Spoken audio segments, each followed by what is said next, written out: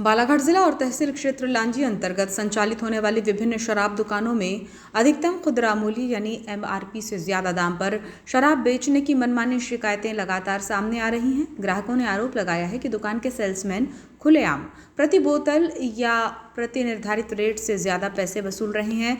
बताया जा रहा है कि लांजी क्षेत्र में शराब दुकान पर ग्राहकों को मनमानी रेट बताए जा रहे हैं और विरोध करने पर सेल्समैन झगड़ा करने पर उतारू हो जाते हैं। शराब दुकानों में देशी और विदेशी दोनों तरह की शराब पर 200 रुपये से लेकर 500 रुपये तक का अतिरिक्त मूल्य वसूला जा रहा है। ये कृत्य आबकारी नियमों यानी एक्साइज रूल्स का सीधा उल्लंघन है, जिसके तहत लाइसेंसी दुकानों को एमआरपी पर ही शराब बेचना अनिवार्य होता है। मध्य प्रदेश आबकारी अधिनियम के तहत एमआरपी से ज्यादा दाम वसूलने वाले ठेकेदारों पर भारी जुर्माना लगाने और बार बार शिकायत आने पर दुकान का लाइसेंस निलंबित करने का प्रावधान है। दूसरी ओर मिली जानकारी के अनुसार लांजी नगर में वार्ड नंबर 3 आमगांव रोड पर संचालित शराब दुकान रेंज ऑफिस के पास संचालित होने वाली दुकानों में दुकान संचालकों द्वारा स्वयं ही ठेका स्थल पर शराब पीने की व्यवस्था बना दी गई है। और तो और ग्राहकों को छुट्टे पैसे भी वापस ना करते हुए शराब के साथ डिस्पोजल या पानी के पाउच भी मुहैया कराए जा रहे हैं, जिससे शराबी व्यक्ति दुकान के सामने ही शराब पीकर हुड़दंग मचाने लगे हैं।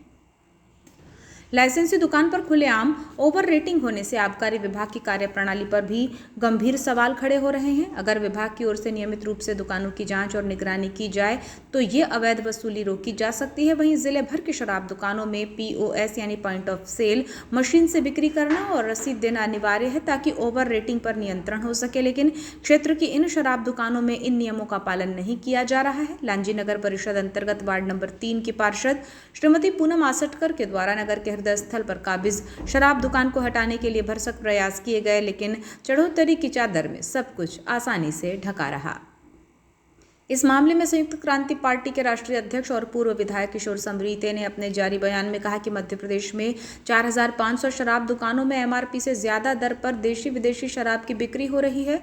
दुकानों में रेट लिस्ट नहीं है, दुकानों में स्टॉक रजिस्टर नहीं है, एक ही टीपी पर 10-10 बार शराब का परिवहन हो रहा है। प्रदेश में ठेका कुल 4500 देशी विदेशी शराब दुकानों का है, लेकिन प्रदेश भर में लगभग 54,000 स्थानों पर अवैध रूप से शराब बेची जा रही है। एमआरपी से ज्यादा दाम पर शराब बेचकर ठेकेदार करोड़ों रुपये कमा रहे हैं। आबकारी आयुक्त, अपर आबकारी आयुक्त, उपायुक्त और सहायक आयुक्त और 54 जिलों के आबकारी अधिकारी, इनके अधीन आबकारी निरीक्षक, सहायक आबकारी निरीक्षक, हवलदार और 500 आबकारी आरक्षक इन ठेकेदारों से रिश्वत ले रहे हैं। कभी मध्य प्रदेश के आबकारी आयुक्त ने किसी शराब दुकान का निरीक्षण नहीं किया, शराब की डिस्टिलरियों, आबकारी के वेयर हाउस का निरीक्षण नहीं किया, आबकारी के D9 रजिस्टर का भी कभी बैंक गारंटियों की जांच नहीं की, आबकारी के उड़नदस्तों को चेक नहीं किया जा रहा है, इनके टूर डायरी और लॉगबुक भी चेक नहीं होती, न कभी खुद जिलों का दौरा करते हैं, जिसके लिए आबकारी आयुक्त को तत्काल प्रभाव से निलंबित किया जाना चाहिए।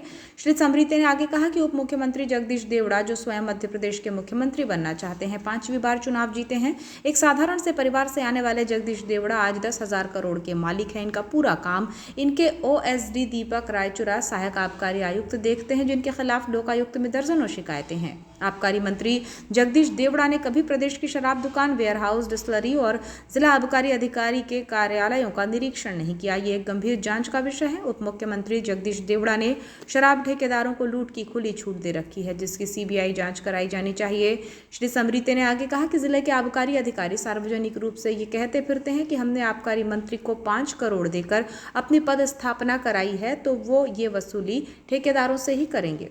ये बात उप मुख्यमंत्री के लिए भारी अपमानजनक है। वो पूरे प्रदेश से वसूली करके देता है। जब पूरे प्रदेश में शराब के नाम पे अवैध वसूली होगी तो फिर पकड़ेगा कौन पकड़ेगा उसको? ये बड़ा गंभीर सवाल है। दूसरा, आज तक जिला आबकारी अधिकारी ने किसी जिले का निरीक्षण नहीं किया, किसी डिस्टिलरी का निरीक्षण नहीं किया, वेयर हाउस का निरीक्षण नहीं किया, D9 रजिस्टर का निरीक्षण नहीं किया, किसी शराब दुकान में ये नहीं देखा कि इसमें रेट लिस्ट का वो है कि नहीं, मूल्य सूची लगी है या नहीं, स्टॉक रजिस्टर है या नहीं। तो कोई बिल्कुल अफरा तफरी, ऐसा लगता है जैसे कोई बदमाश इस प्रदेश में शराब का धंधा करा रहा हुआ है। दूसरा, वही परिस्थिति ये है कि जो हमारा जगदीश देवड़ा जी है, ये इनकी जो वाइफ है टीचर है, ये नीमच जिले के रहने वाले हैं। दूसरा, आपको पता होना चाहिए कि ये बहुत छोटे परिवार, बहुत सामान्य परिवार का, नेचर में इनका बड़ा सामान्य है, लेकिन अभी इनके अंदर एक मुख्यमंत्री बनने का लालच पैदा हो गया।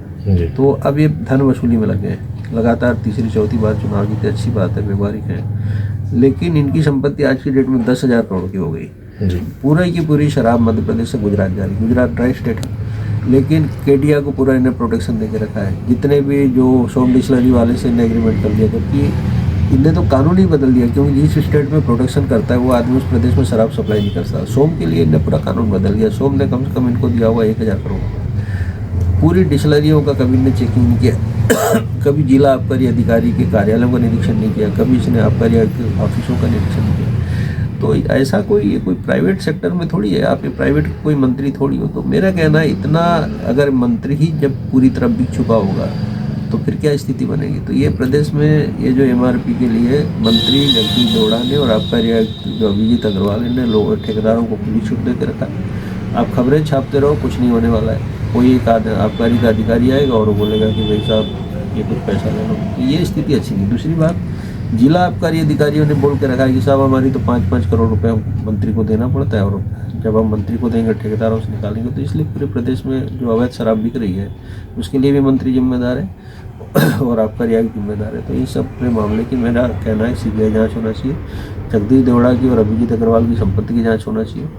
और इसका जो AD है दीपक रायचूरा, जिसके खिलाफ 20 शिकायतें हुई लोकायुक्त में, उसकी भी प्रॉपर्टी की जांच होना चाहिए। और जितने ठेकेदार इनलीगल काम कर रहे हैं जी सरकार उन सब ठेकेदारों के जहाँ पे भी MRP से ज़्यादा शराब बिक रही, सारे ठेकेदारों के खिलाफ कार्रवाई करें, उनके ठेके निरस्त करें, तब जाके ये शराब का व्यापार।